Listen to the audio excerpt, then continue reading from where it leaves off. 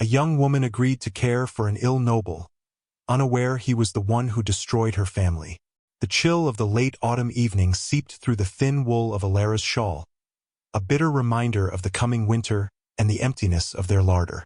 She stared into the hearth where a few pathetic twigs sputtered, casting dancing, skeletal shadows across the sparsely furnished room. Every piece of finery, every silver candlestick, every velvet cushion had been sold.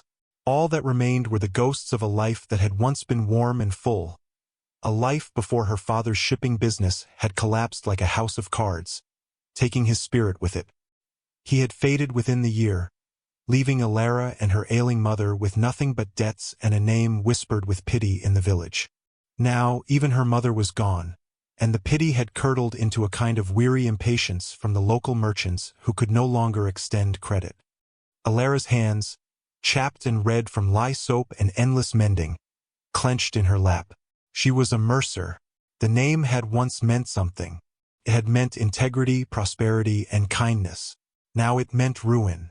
She possessed a quiet dignity that had been forged in the fires of this humiliation, a resilience that no one saw behind her tired eyes. A young woman agreed to care for an ill noble, unaware he was the one who destroyed her family. A sharp, authoritative knock at the door made her jump. It was too late for a friendly visitor and too formal for a creditor demanding his due.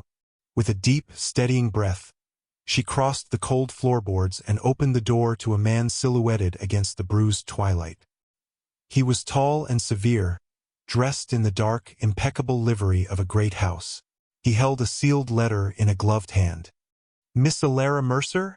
he asked, his voice devoid of warmth. "I am she. I am Mr. Hobbs, steward of Blackwood Manor.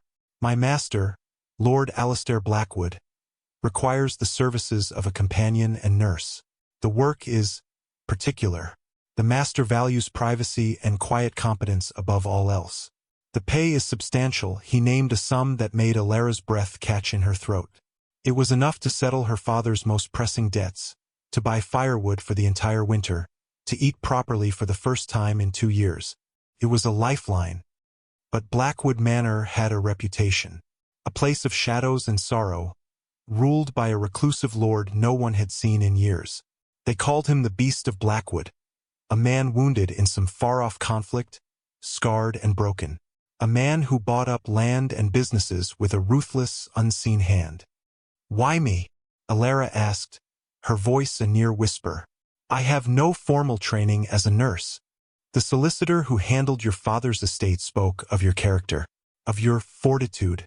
Lord Blackwood is not seeking a simpering girl. He requires someone of substance, someone who will not be easily frightened." The steward's gaze was penetrating, as if he were measuring her very soul. "His affliction is one of the spirit as much as the body. He suffers from melancholia. He requires a steady presence, someone to read to him, to manage his household staff, to ensure his quiet is not disturbed.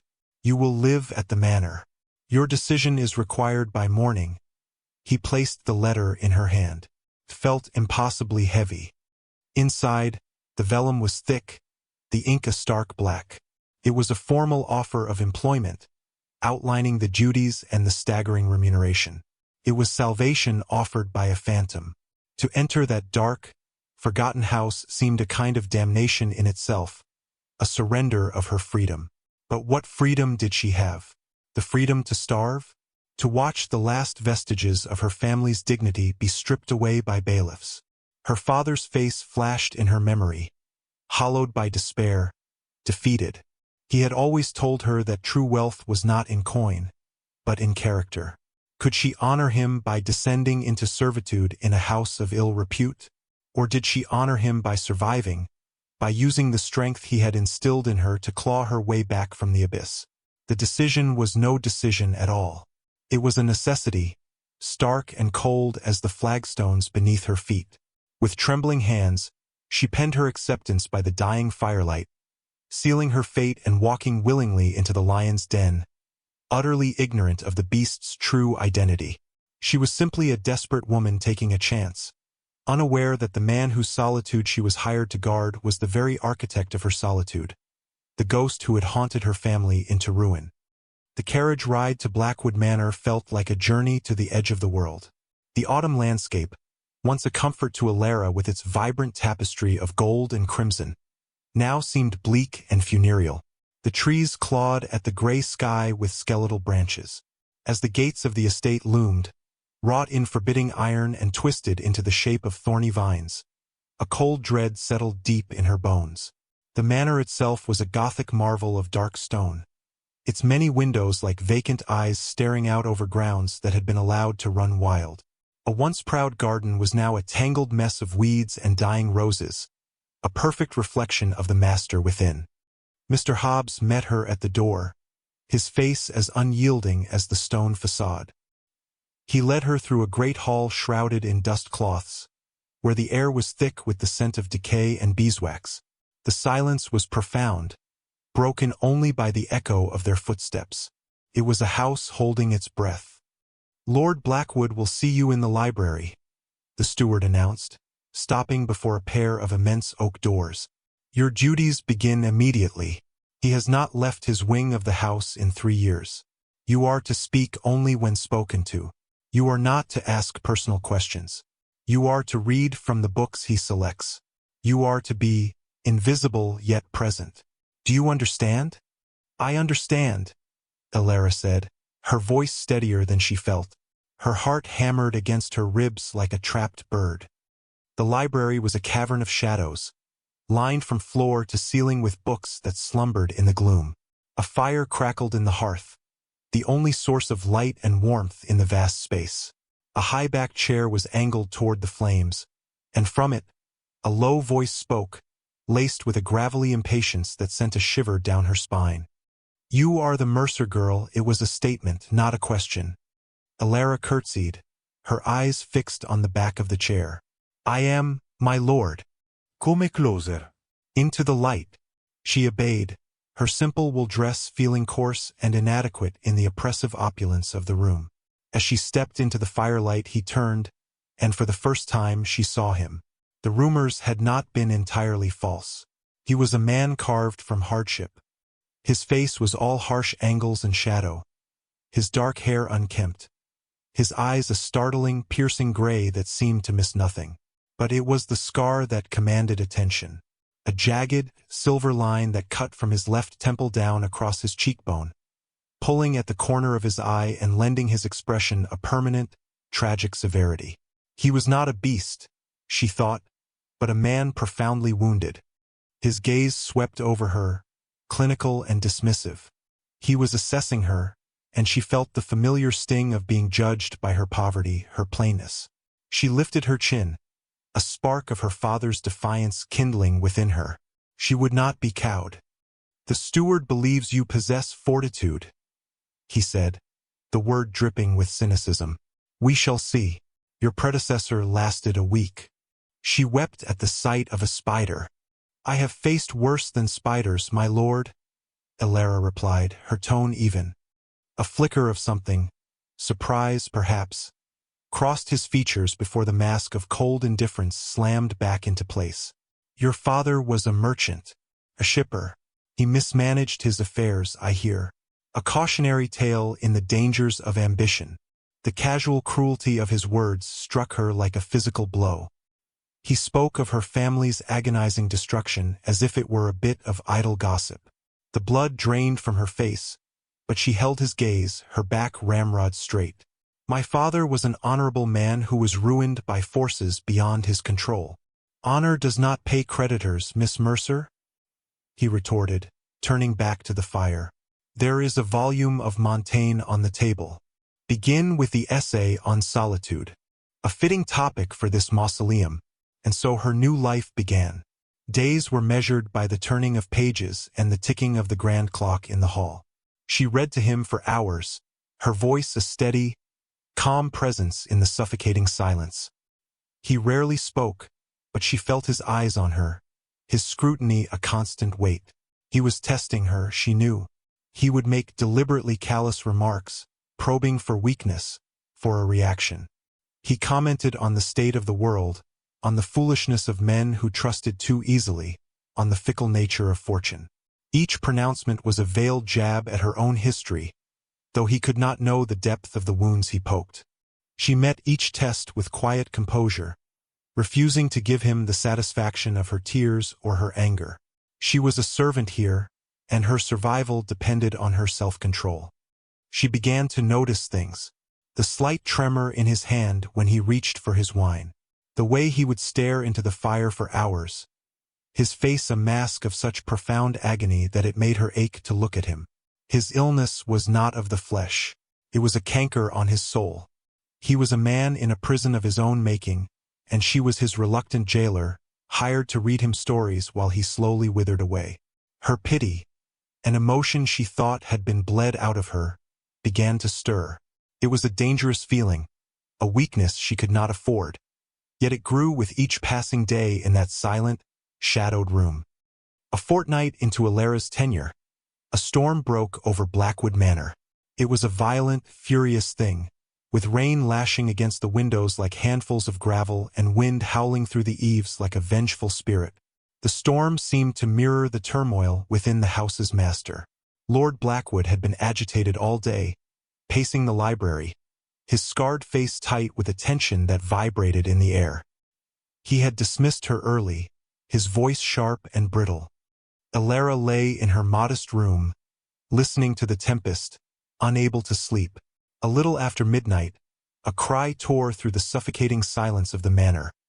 A raw, agonized sound that was more animal than human. It came from the master's wing. Her heart leaped into her throat. The staff had been clear in their warnings. Never disturb the master at night, no matter what you hear. But that sound, it was not the cry of an angry recluse. It was the sound of a soul being torn apart. Driven by an instinct she couldn't name, a compassion that overrode her fear, she lit a candle and hurried from her room. The hallways were black and cold, the wind rattling the window panes. She found the door to his bedchamber ajar. Pushing it open, she saw him thrashing in his massive four-poster bed, entangled in the sheets, his face slick with sweat in the flickering candlelight. "No, I will not. The cost is too high," he gasped, his eyes clenched shut, lost in some private hell. "Mercer, forgive me." The name struck her like a bolt of lightning. Mercer. Her name. It had to be a coincidence, a phantom of his fevered mind. Her father was a minor merchant. What could a man like Lord Blackwood possibly have to do with him? She pushed the thought away, focusing on the man before her. He was burning with fever. She moved to his bedside, her fear replaced by a strange, resolute calm. "My lord," she said softly, placing a hand on his forehead. He was scorching. He flinched at her touch but didn't wake. "My lord, it is only a dream." She hurried to the basin, soaking a cloth in the cool water. She returned and gently began to bathe his face, his neck, her movements sure and steady. He mumbled incoherently, fragments of words about ledgers, ships, and ruin. The name Mercer surfaced again, intertwined with whispers of honor and debt. Each mention sent a fresh wave of confusion and unease through her, but she forced herself to ignore it. He was ill, delirious, that was all. He began to calm under her gentle ministrations.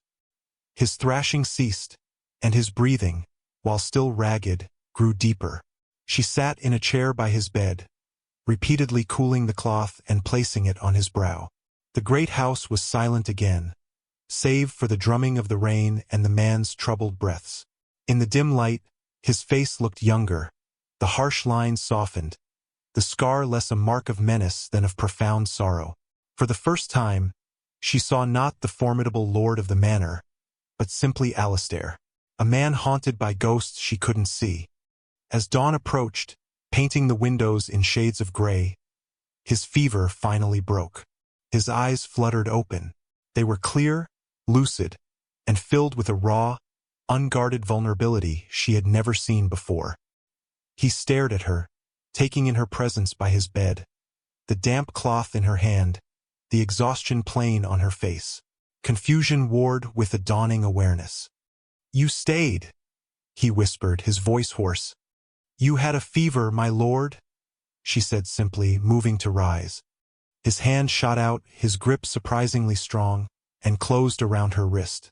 It was not a gesture of command, but of desperation. A plea.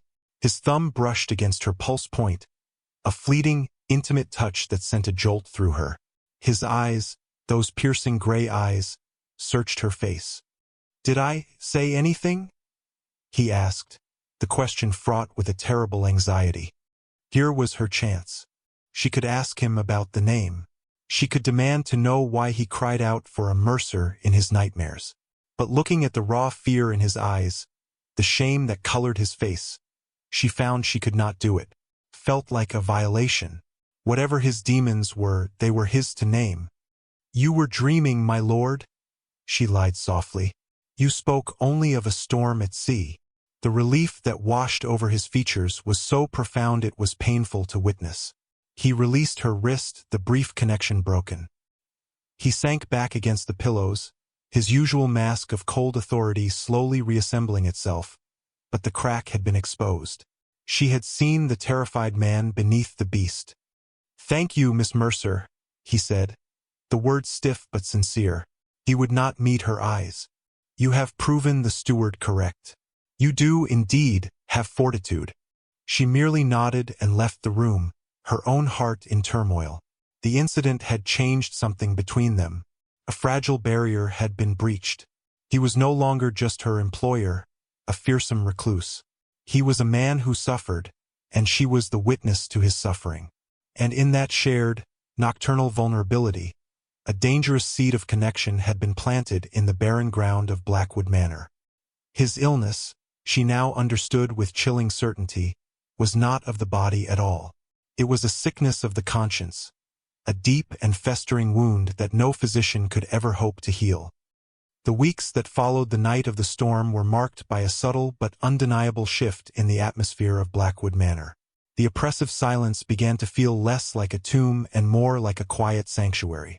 Lord Blackwood, Alistair, as she now thought of him in the privacy of her mind, began to emerge from his shell, slowly, cautiously, like a creature testing the air after a long hibernation. He no longer confined their interactions to the library. One afternoon, he requested she accompany him on a walk through the neglected gardens. The air was crisp, and the withered roses clung to their thorny stems, a melancholy echo of past beauty. He walked with a slight limp she hadn't noticed before, another remnant of his mysterious past. "This place was my mother's pride," he said, his voice quiet as he gestured to a crumbling stone bench overgrown with ivy. "She could make anything grow. It seems, have the opposite talent." There was a self-deprecating bitterness in his tone that tugged at Alara's heart. "Perhaps it is not dead," she offered, kneeling to examine a rosebush. "Only sleeping. With some care, it could be beautiful again." She looked up at him, her face earnest. "Things that are broken can be mended, my lord, if one is willing to do the work." Her words hung in the air between them, laden with a meaning far greater than gardening. He stared at her, his gray eyes searching her face, and for a moment, she saw a flicker of desperate hope in their depths. It was then that she began to understand the true nature of his test. He wasn't just probing for weakness. He was searching for something else entirely. For sincerity. For a belief in redemption that he himself had lost. Their conversations deepened. He asked about her life before. She spoke of her father, not of his ruin, but of his passion for his work, the way he could name the origin of any spice by its scent, the pride in his eyes when one of his ships returned to port. She spoke of her mother's kindness, her love for music. She painted a picture of a life filled with warmth and love, carefully omitting the bleak final chapter. As she spoke, she watched him, saw the way his jaw tightened, the way his gaze would drift to the fire, lost in a guilt she couldn't comprehend. He, in turn, began to share pieces of himself. He spoke of his own father, a stern, unforgiving man who valued profit above all else. He talked of being sent away to school, a lonely boy in a world of casual cruelties. He never spoke of the war, or of how he got his scar, but he revealed the man he had been before the shadows claimed him. a man who loved poetry, who believed in honor. One evening, as rain pattered against the library windows, he sat across from her, a chessboard between them. He had been teaching her the game, and she was a surprisingly adept student. "I made a mistake once," he said suddenly, his voice low, his eyes fixed on the carved ivory king. "A business decision. I was young, arrogant. I wanted to prove myself to my father, to beat him at his own ruthless game. He moved his knight, capturing her pawn. I was advised against a certain investment. I was told it was too aggressive, that it would crush smaller enterprises, that innocent men would be ruined." Alara's blood ran cold. She kept her eyes on the board, her hands clenched tightly in her lap. "I didn't listen," he continued, the words seeming to be dragged from a place of deep pain. "I saw only the numbers on the ledger, the victory. I succeeded. Brilliantly," they said. My father was impressed. He let out a harsh, empty laugh. "And in doing so, I destroyed a good man. Family. I never met him, but I learned his name later. I learned he was an honorable man who had built his business on trust and a handshake. I shattered his world for the sake of my own pride." He finally looked up, his gaze piercing her. "Tell me, Miss Mercer, as a woman of fortitude, can such an act ever be forgiven? Can a man who has caused such ruin ever find redemption?" The question was a physical weight, pressing the air from her lungs. The dramatic irony was a knife twisting in her gut. He was asking for absolution from the one person in the world who could never grant it, if only she knew. Her heart screamed for her father, for the injustice of it all. But her eyes saw only the tormented man before her, bearing a piece of his tortured soul, desperate for a sliver of hope.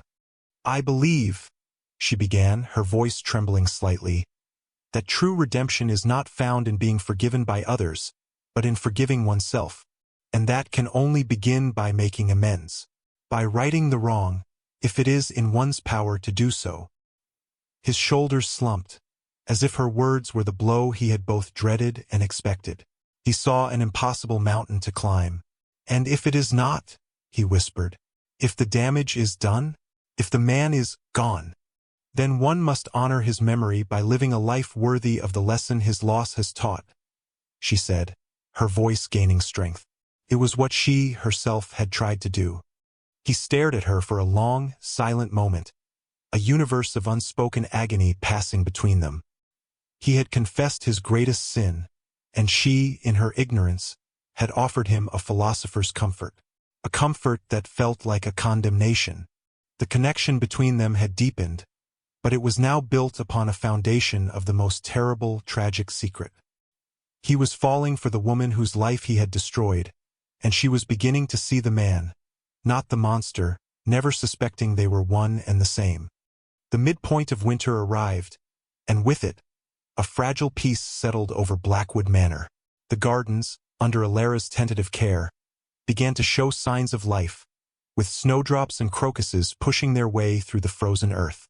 It felt like a metaphor for the house itself, for its master. Alistair now joined her for meals in the small dining room, the grand, cavernous hall left to its ghosts. He even smiled on occasion, a rare, hesitant expression that transformed his harsh features entirely. The quiet companionship they shared was becoming the center of Alara's world, a dangerous and intoxicating thing. The catalyst for change arrived in the form of a carriage bearing the crest of the Duke of Stanbrook, Alistair's uncle and the executor of his father's will. The Duke was a pompous, cruel man with eyes that missed nothing and a tongue that cut like a razor. He descended upon the manor like a carrion crow, his disapproval a palpable force. "Still hiding in this crypt, Alistair?" the Duke boomed, striding into the library where Alistair and Alara were reading. His gaze swept over Alara, dismissing her as nothing more than a piece of furniture. "And you've acquired a little mouse for company. How quaint." Alistair rose to his feet, his body rigid.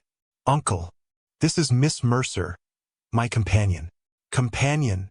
The Duke laughed, a harsh, grating sound. "Is that what we are calling them these days? Tell me, girl, Does he pay you well to endure his melancholic moods and that dreadful face? Alara flinched, but before she could respond, Alistair stepped in front of her, shielding her from his uncle's venomous gaze. "That is enough," he said, his voice a low growl. "Miss Mercer is a guest in my home and will be treated with respect." "Respect?" the Duke sneered. "You know nothing of the word. You, who shamed our name by retreating from the world after a single business deal went sour. Your father would be disgusted.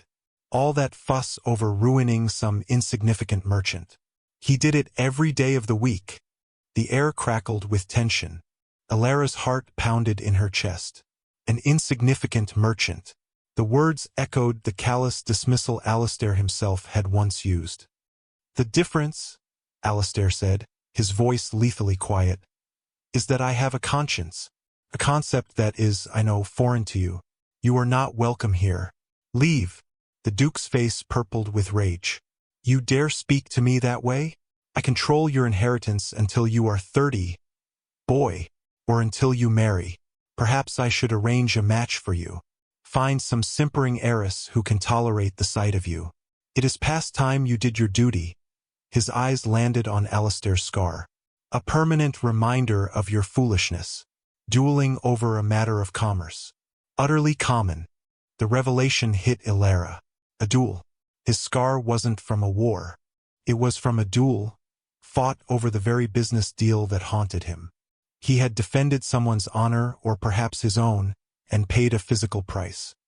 Just as the Duke raised his hand as if to strike his nephew, Alara found her voice.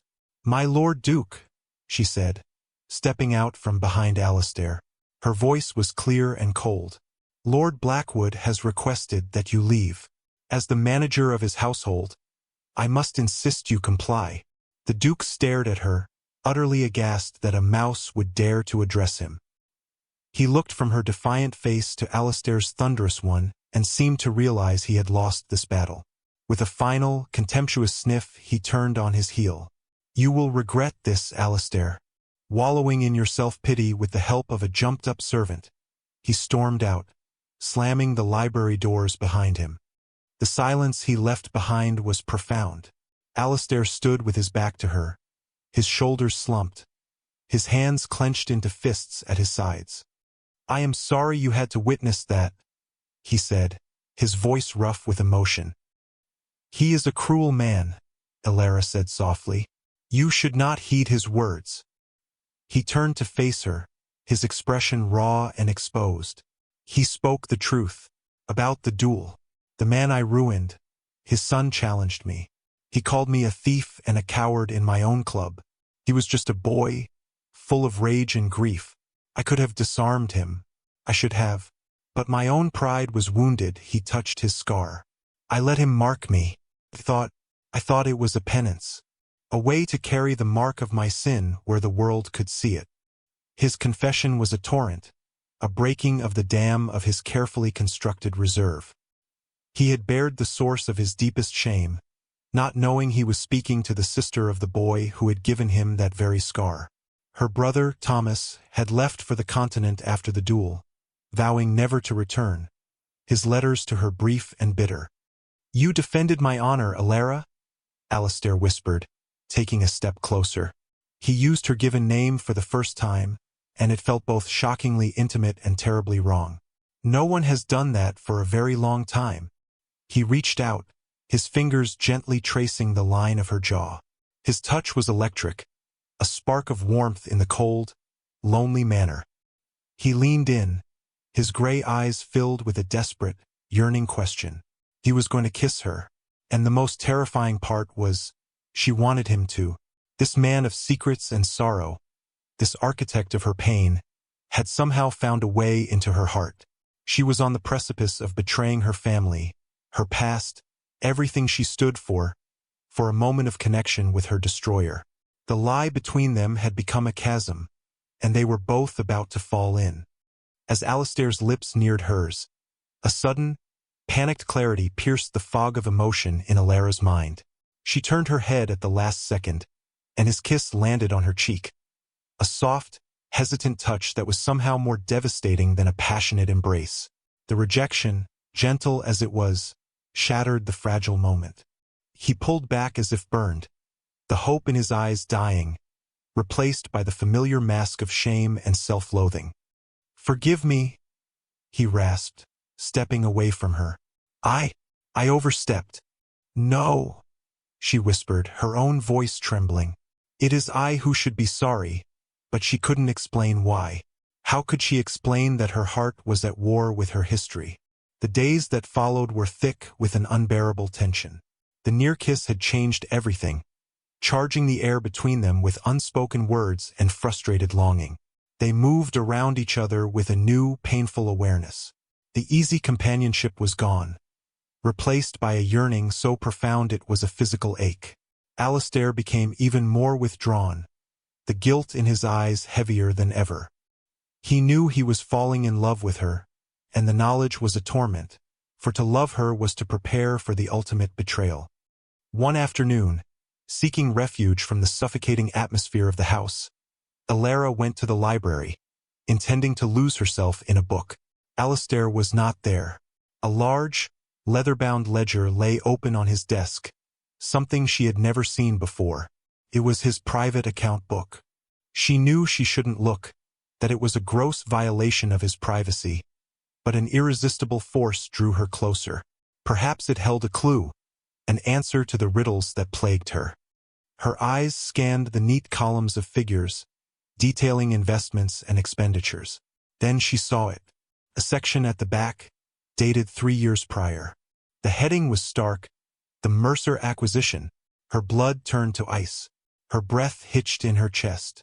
Line by line, in Alistair's own precise script, was the detailed, clinical destruction of her father's world. It listed the companies he had leveraged, the debts he had purchased, the final, ruthless transaction that had forced Charles Mercer into bankruptcy. It was all there, a calculated, deliberate act, not a mistake, a conquest. At the bottom of the page, a single, damning entry: profit, £50,000. Cost, one man's life, one family's future, and below that, a list of names, the small investors and suppliers who had also been ruined in the collapse. Her neighbors, her friends, all casualties of his ambition. The ledger slipped from her numb fingers and fell to the floor with a heavy thud. The sound echoed in the silent room like a death knell. He hadn't just made a mistake. He hadn't just ruined an anonymous merchant.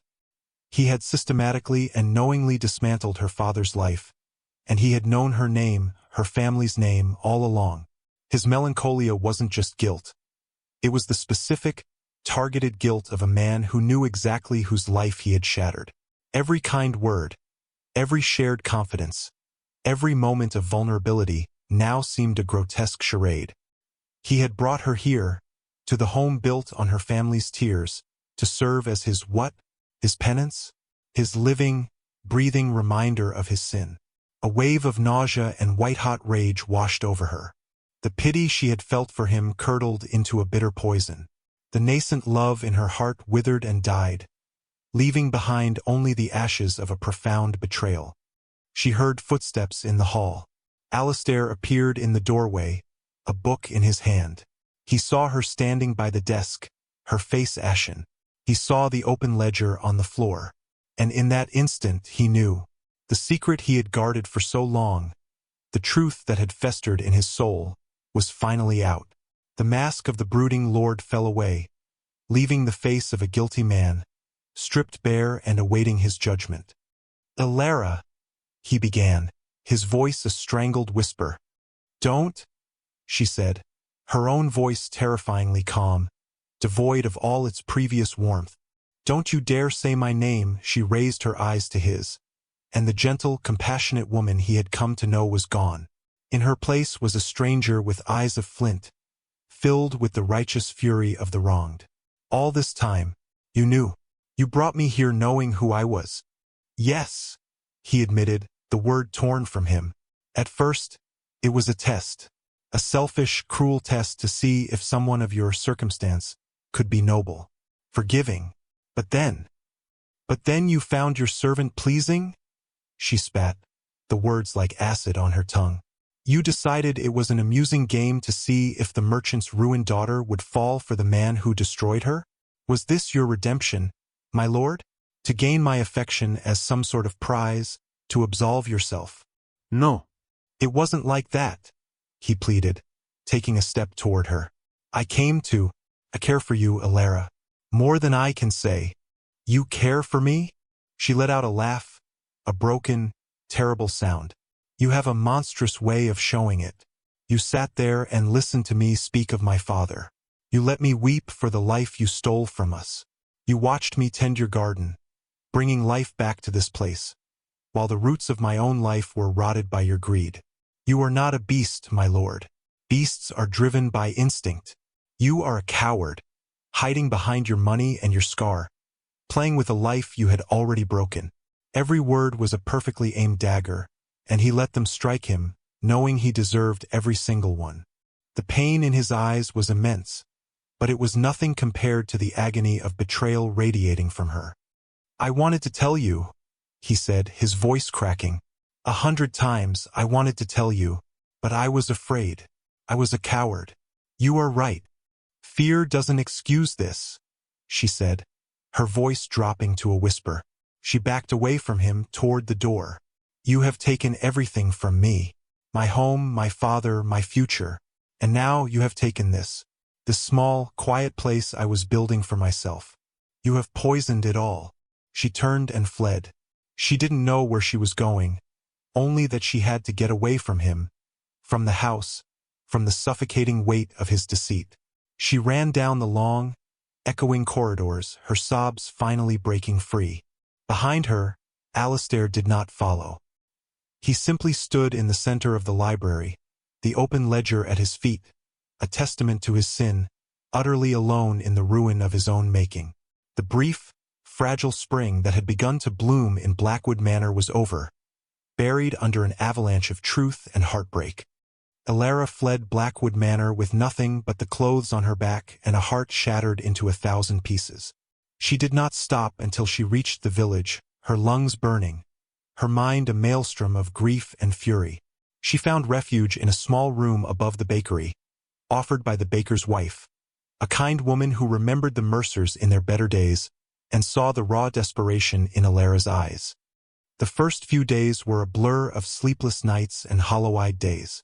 The betrayal was a physical entity, a constant, crushing weight on her chest. Every memory of her time at the manor, a shared laugh, a quiet look, the warmth of his hand on her wrist, was now tainted, curdled by the poison of the lie. She had allowed herself to pity him, to care for him, to see the wounded man behind the monster. And all along, he had been watching her, a specimen in his cruel experiment of penitence. The humiliation was as sharp as the grief. But Elara was her father's daughter. She was forged of stronger stuff than self-pity. After the storm of her emotions began to subside, what remained was a cold, hard resolve. She had survived her family's ruin. She would survive this. She would not let Alistair Blackwood have the satisfaction of breaking her completely. Her agency, her self-worth, was the one thing he could not take from her. She found work, mending for the tailor, helping the baker's wife with the accounts, her fine lady's education put to practical use. It was hard, humbling work, and her hands, which had just begun to soften at the manor, were once again chapped and sore. But it was honest. Every shilling she earned was her own, untainted by his blood money. She was building a life, however small, on a foundation of her own making. She was no longer just a victim of her circumstances. She was the architect of her own survival. Meanwhile, at Blackwood Manor, the silence returned, deeper and more profound than ever before. Alistair was adrift in a sea of self-recrimination. Elara's absence was a ghostly amputation. He felt it in every empty room, every silent corridor. The house, which had begun to feel like a home, was once again his prison, its stone walls a monument to his failure. Her words echoed in his mind, relentless and unforgiving. Coward, you have poisoned it all. She was right. He had sought redemption in the most selfish way possible, by trying to passively receive her forgiveness without ever truly earning it. He had wanted her to heal his wounds without ever acknowledging the wounds he had inflicted upon her. He looked at his reflection in a dust-streaked mirror. He saw the scar, the haunted eyes, the man his uncle had derided. But for the first time, he saw what Alara must have seen in that final, terrible moment. A man whose moral compass was utterly broken. Her quiet dignity, her resilience, her unwavering sense of honor. They had held up a mirror to his own failings, and the reflection was unbearable. He knew then that apologies were meaningless. Words were hollow. The redemption she had spoken of, the kind earned by making amends, by righting wrongs, demanded action. It demanded sacrifice. It was not enough to feel guilty. He had to actively dismantle the legacy of his own cruelty. He had to become a man worthy not of her love, for he had certainly forfeited that, but of the lesson her presence in his life had taught him. A profound transformation began to take root in the barren soil of his despair. He would not wallow. He would act. He would honor her memory, the memory of the woman he had driven away, by becoming the man she once thought he could be. A month passed. Alara had settled into a rhythm of work and quiet exhaustion. She avoided any talk of Blackwood Manor, her face a polite, impenetrable mask whenever the subject arose among the gossiping villagers. She was surviving, but she was not living. A part of her remained frozen, trapped in that library with the open ledger on the floor. One morning, a notice was posted in the village square, causing a stir among the local merchants and tradesmen. It was from a London solicitor, announcing the establishment of the Mercer Restoration Fund. The fund, anonymously endowed, was created to make whole all the local businesses and investors who had suffered losses in the collapse of Mercer Shipping 3 years prior. It would repay their original investments with interest. It was an act of unimaginable generosity, a miracle that would revitalize the entire community. Alara read the notice, her heart hammering against her ribs. Mercer Restoration Fund. The name was a clear message. There was only one person who could be responsible for this. It was not an apology. It was restitution. Tangible, life-altering restitution, not just for her, but for everyone her family's ruin had dragged down. A few days later, Mr. Hobbs found her at the bakery. The steward's severe expression was softened by something that looked like respect.